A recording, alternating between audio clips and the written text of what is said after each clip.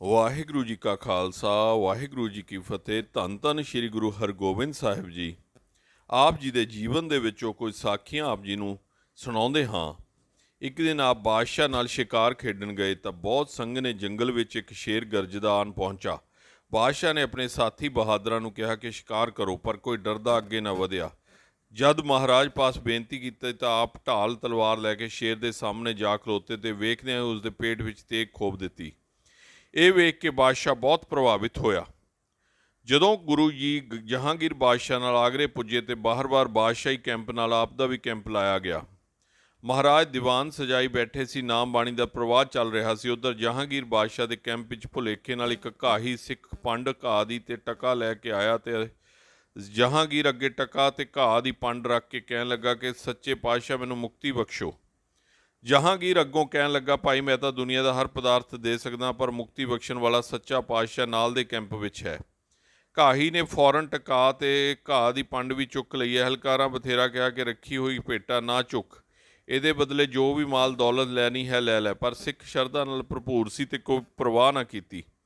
ਟਕਾ ਤੇ ਪੰਡ ਲਿਜਾ ਕੇ ਮਹਾਰਾਜ ਦੇ ਅੱਗੇ ਜਾ ਭੇਟਾ ਰੱਖੀ ਤੇ ਚਰਨਾਂ ਤੇ ਡਿੱਗ ਪਿਆ। ਸਤਿਗੁਰ ਸੱਚੇ ਪਾਤਸ਼ਾਹ ਨੇ ਉਸ ਨਿਰਧਨ ਨੂੰ ਚਰਨਾਂ ਤੋਂ ਚੁੱਕ ਕੇ ਗਲੇ ਲਾ ਕੇ ਨਿਹਾਲੋ ਨਿਹਾਲ ਕਰ ਦਿੱਤਾ ਤੇ ਸਿੱਖ ਨੇ ਬਾਗੋ ਬਾਗ ਹੋ ਕੇ ਕਿਹਾ, ਧੰਨ ਸੱਚਾ ਪਾਤਸ਼ਾਹ, ਮੀਰੀ ਪੀਰੀ ਵਾਲਾ ਸਤਿਗੁਰੂ। ਕਹਿੰਦਾ ਕਹਿੰਦਾ ਦੀਵਾਨ ਵਿੱਚ ਜਾ ਸਜਿਆ। ਜਦੋਂ ਗੁਰੂ ਜੀ ਨੂੰ ਦੂਸਰੇ ਯੁੱਧ ਵਿੱਚ ਰੋਹੇਲਾ ਵਿਖੇ ਫਤਿਹ ਪ੍ਰਾਪਤ ਹੋਈ ਤਾਂ ਆਪ ਨੇ ਉੱਥੇ ਇੱਕ ਟੋਆ ਪਟਵਾ ਕੇ ਉਸ ਵਿੱਚ ਸੂਬਾ ਅਬਦੁਲ ਖਾਨ ਤੇ ਉਸਦੇ ਸਾਥੀਆਂ ਦੀਆਂ ਲੋਥਾਂ ਦੱਬ ਦਿੱਤੀਆਂ। ਉਸ ਉੱਤੇ ਮਿੱਟੀ ਪਵਾ ਕੇ ਵੱਡਾ ਚਬੂਤਰਾ ਬਣਾ ਲਿਆ, ਜਿਸ ਉੱਤੇ ਆਪ ਬਿਰਾਜਮਾਨ ਹੋਏ ਤੇ ਕੋਲ ਹੀ ਆਪਣੇ ਸਿੱਖਾਂ ਦੀਆਂ ਲੋਥਾਂ ਦਾ ਸੰਸਕਾਰ ਕਰਕੇ ਭਸਮ ਬਿਆਸਾ ਵਿੱਚ ਪ੍ਰਵਾਹ ਕਰ ਦਿੱਤੀ। ਜਿਸ ਚਬੂਤਰੇ ਤੇ ਗੁਰੂ ਜੀ ਬੈਠਦੇ ਸੀ ਉਸ ਦਾ ਨਾਂ ਦਮਦਮਾ ਸਾਹਿਬ ਰੱਖਿਆ। ਦੀਵਾਨ ਸਜਾ ਕੇ ਗੁਰਾਂ ਨੇ ਉਸ ਪਿੰਡ ਨੂੰ ਇੱਕ ਸੋਹਣਾ ਨਗਰ ਤਿਆਰ ਕਰਨ ਦੀ ਵਿਚਾਰ ਕੀਤੀ। ਗੁਰੂ ਜੀ ਨੇ ਬਿਆਸ ਦਰਿਆ ਦੇ ਕਿਨਾਰੇ ਤੇ ਇੱਕ ਨਗਰ ਬਣਾਉਣ ਲਈ ਤਿਆਰੀ ਸ਼ੁਰੂ ਕਰ ਦਿੱਤੀ। ਜਦੋਂ ਬਾਬਾ ਬੁੱਢਾ ਜੀ ਨੂੰ ਖਬਰ ਹੋਈ ਤਾਂ ਉਹ ਭਾਈ ਗੁਰਦਾਸ ਤੇ ਹੋਰ ਮੁਖੀ ਸਿੱਖਾਂ ਨੂੰ ਨਾਲ ਲੈ ਕੇ ਆਏ ਤੇ ਬੜਾ ਪ੍ਰਸੰਨ ਹੋਏ। ਨਗਰ ਦਾ ਨਾਂ ਹਰਗੋਬਿੰਦਪੁਰ ਰੱਖਣ ਲਈ ਬੇਨਤੀ ਕੀਤੀ, ਜੋ ਮਹਾਰਾਜ ਨੇ ਸਵੀਕਾਰ ਕਰ ਲਈ ਤੇ ਇਸ ਨਵੇਂ ਨਗਰ ਦਾ ਨਾਮ ਹਰਗੋਬਿੰਦਪੁਰ ਰੱਖਿਆ ਗਿਆ। ਇੱਕ ਦਿਨ ਗੁਰੂ ਜੀ ਨੇ ਦਮਦਮਾ ਸਾਹਿਬ ਦੀਵਾਨ ਦੀ ਸਮਾਪਤੀ ਤੋਂ ਬਾਅਦ ਸਿੱਖਾਂ ਨੂੰ ਕਿਹਾ ਕਿ ਜਿਹੜਾ ਸਾਨੂੰ ਸ਼ੁੱਧ ਲਗਾ ਮਾਤਰਾ ਨਾਲ ਜਪਜੀ ਸਾਹਿਬ ਦਾ ਪਾਠ ਸੁਣਾਏਗਾ ਉਸ ਨੂੰ ਮੂੰਹੋਂ ਮੰਗੀ ਬਖਸ਼ਿਸ਼ ਕਰਾਂਗੇ। ਇੱਕ ਭਾਈ ਗੋਪਾਲ ਜੀ ਨੇ ਬੇਨਤੀ ਕੀਤੀ, ਮੈਂ ਸੁਣਾਉਂਦਾ ਹਾਂ। ਤਦ ਉਸ ਨੂੰ ਸੁੰਦਰ ਆਸਨ ਵਿਛਾ ਕੇ ਬਿਠਾ ਦਿੱਤਾ ਗਿਆ। ਹਜੂਰ ਤੇ ਸਭ ਸੰਗਤ ਪਾਠ ਸੁਣਨ ਲਈ ਬੈਠ ਗਈ। ਉਸ ਐਸਾ ਸ਼ੁੱਧ ਤੇ ਰਸਨਾ ਨਾਲ ਲਿਵ ਜੋੜ ਕੇ ਪਾਠ ਕੀਤਾ ਕਿ ਮਹਾਰਾਜ ਉਸ ਨੂੰ ਆਪਣੀ ਗੱਦੀ ਬਖਸ਼ਣ ਲਈ ਤਿਆਰ ਹੋ ਗਏ।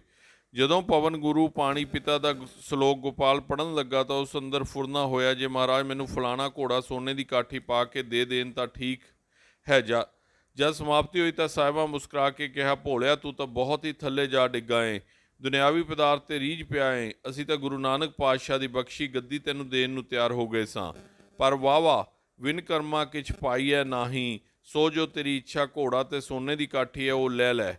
ਸਾਰੀ ਸੰਗਤ ਬਿਸਮਾਦ ਹੋ ਕੇ ਮਹਾਰਾਜ ਦੇ ਚਰਨ ਪਰਸਨ ਲੱਗ ਪਈ ਤੇ ਜਪਣ ਲੱਗ ਪਈ, ਧੰਨ ਗੁਰੂ ਹਰਗੋਬਿੰਦ ਸਾਹਿਬ ਜੀ ਮਹਾਰਾਜ।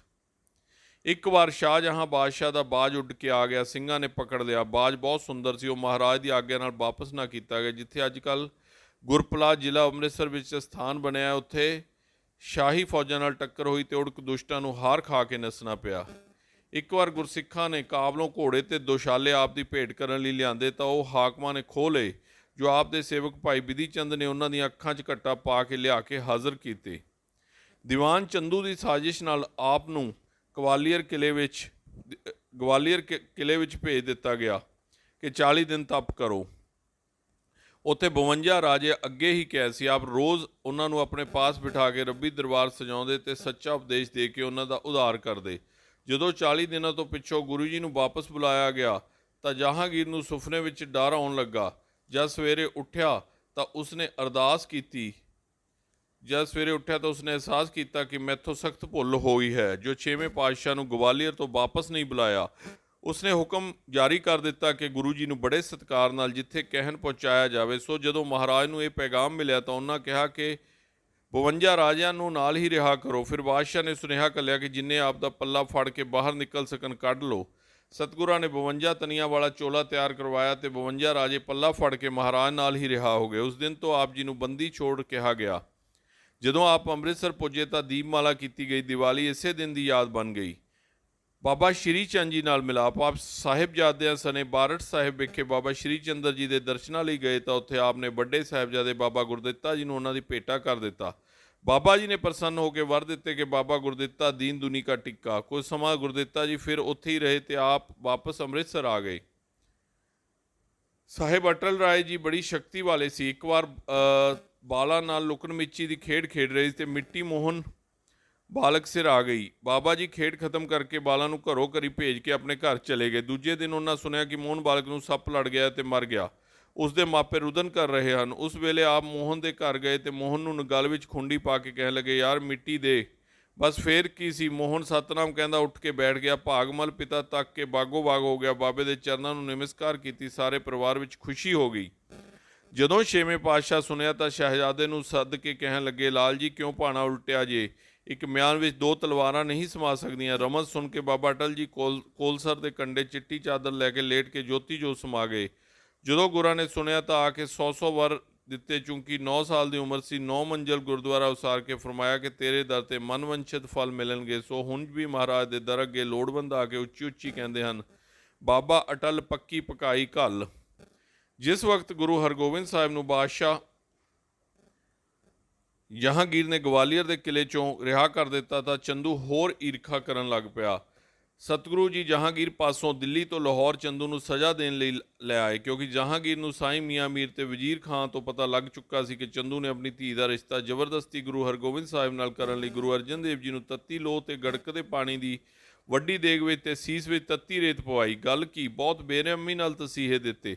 ਅੰਤ ਗੁਰੂ ਜੀ ਨੇ ਰਾਵੀ ਵਿੱਚ ਇਸ਼ਨਾਨ ਦੀ ਇੱਛਾ ਕੀਤੀ। ਜਦੋਂ ਰਾਵੀ ਕੰਢੇ ਗੁਰਾਂ ਨੂੰ ਲਿਜਾਇਆ ਗਿਆ ਤਾਂ ਆਪ ਰਾਵੀ ਵਿੱਚ ਹੀ ਇਸ਼ਨਾਨ ਕਰਦੇ ਅਲੋਪ ਹੋ ਗਏ। ਭਾਵ ਜੋਤੀ ਜੋਤ ਸਮਾ ਗਏ। ਉੱਥੇ ਰਾਵੀ ਕੰਢੇ ਗੁਰਦੁਆਰਾ ਬਣਿਆ ਹੈ ਜਿਹੜਾ ਡੇਰਾ ਸਾਹਿਬ ਦੇ ਨਾਂ 'ਤੇ ਪ੍ਰਸਿੱਧ ਹੈ। ਲਾਹੌਰ ਪੁੱਜ ਕੇ ਦੁੱਖ ਭੁੱਖ ਸ਼ਰਮ ਨਾਲ ਚੰਦੂ ਲਾਹੌਰ ਵਿੱਚ ਮਰ ਗਿਆ ਤੇ ਉਹਦਾ ਪੁੱਤਰ ਕਰਮਚੰਦ ਵੀ ਸ਼੍ਰੀ ਹਰਗੋਬਿੰਦਪੁਰੇ ਦੀ ਲੜਾਈ ਵਿੱਚ 6ਵੇਂ ਪਾਤਸ਼ਾਹ ਹੱਥੋਂ ਮਾਰਿਆ ਗਿਆ। ਆਪ ਨੇ ਲਾਹੌਰ ਵਿੱਚ ਨਿਵਾਸ ਰੱਖਣ ਸਮੇਂ ਸ਼੍ਰੀ ਗੁਰੂ ਰਾਮਦਾਸ ਜੀ ਦਾ ਜਨਮ ਸਥਾਨ ਡੱਬੀ ਬਾਜ਼ਾਰ ਬੌਲੀ ਸਾਹਿਬ ਅਤੇ ਸ਼ਹੀਦੀ ਸਥਾਨ ਗੁਰੂ ਅਰਜਨ ਦੇਵ ਜੀ ਦੀ ਯਾਦ ਵਿੱਚ ਬਣਾਇਆ।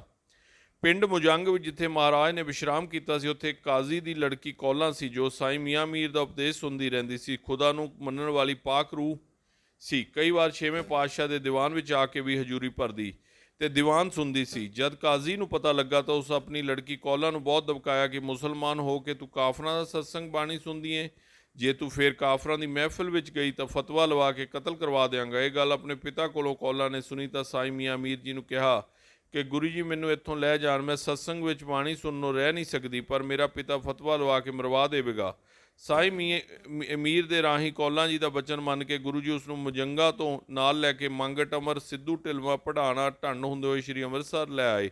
ਕੌਲਾਂ ਨੂੰ ਅੰਮ੍ਰਿਤਸਰ ਲਿਆ ਕੇ ਗੁਰੂ ਜੀ ਨੇ ਆਪਣੇ ਮਹਿਲਾਂ ਤੋਂ ਦੂਰ ਕੌਲਾਂ ਨੂੰ ਇੱਕ ਮਕਾਨ ਵਿੱਚ ਨਿਵਾਸ ਕਰਵਾ ਦਿੱਤਾ ਜਿੱਥੇ ਉਹ ਭਜਨ ਸਿਮਰਨ ਵਿੱਚ ਸਮਾਂ ਬਤੀਤ ਕਰਨ ਲੱਗੀ। ਇਹ ਸਥਾਨ ਗੁਰਦੁਆਰਾ ਮਾਈ ਕੌਲਾਂ ਕੌਲਸਰ ਦੇ ਕੋਲ ਪ੍ਰਸਿੱਧ ਹੈ। ਧੰਨ ਧੰਨ ਸ਼੍ਰੀ ਗੁਰੂ ਹਰਗੋਬਿੰਦ ਸਾਹਿਬ ਜੀ। ਧੰਨ ਧੰਨ ਤੇਰੀ ਬਾਣੀ ਸਤਿਗੁਰੂ।